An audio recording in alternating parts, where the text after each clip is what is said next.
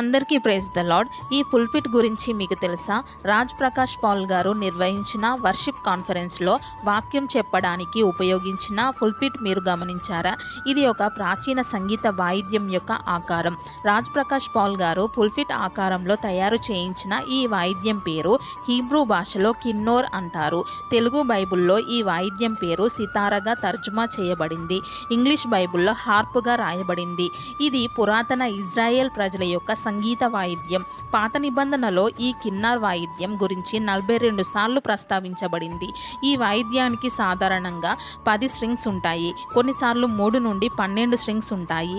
ఈ వాయిద్యాన్ని ఇంగ్లీష్లో arc shaped harp అంటారు. తెలుగులో ఒంపుగా ఉన్న వీణ అని అర్థం.